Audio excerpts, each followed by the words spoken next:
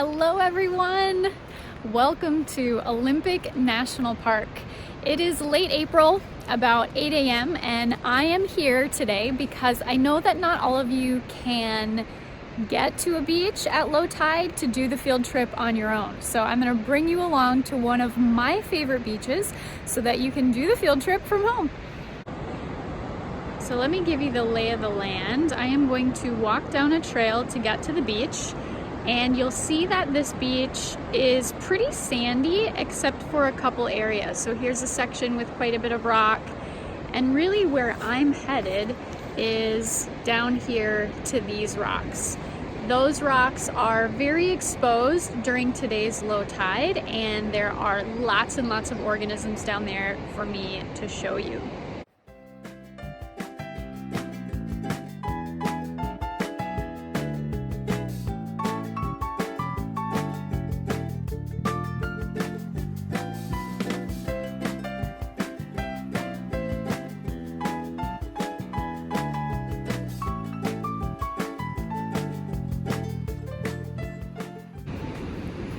All right, made it down to the beach. Now we just have to get down to the good rocky intertidal habitat. I mentioned that it's about 8 a.m. and low tide today is at 9:01 a.m. and it's a low tide of minus 2.2 feet, which really excites me because the lower the tide is, the more the habitat is exposed and the more different creatures you can find.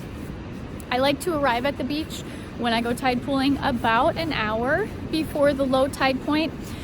So the low tide happening at 9:01 means that the tide is going to be going out for about the next hour until about 9:01. That is the point that we call slack tide, where the tide changes direction and then the water is going to start to come in and the habitat starts to get covered up.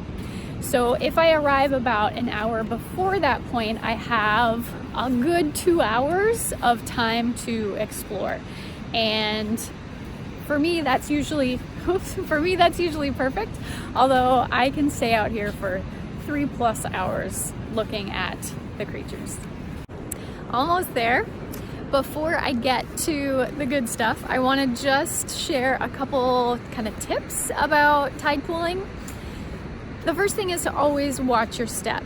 Walk very carefully for your own safety, because of course we're at the beach and so these rocks tend to get wet, and when they're wet they're slippery.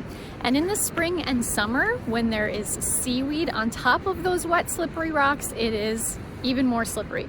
So step very carefully.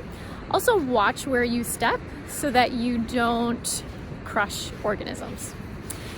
The second thing is that when you find some medium-sized rocks, lift them up to see what's underneath, and you'll often find some really cool things under the rocks. It's just important to make sure that any rock that you lift up, you put it back exactly where you found it before you move on.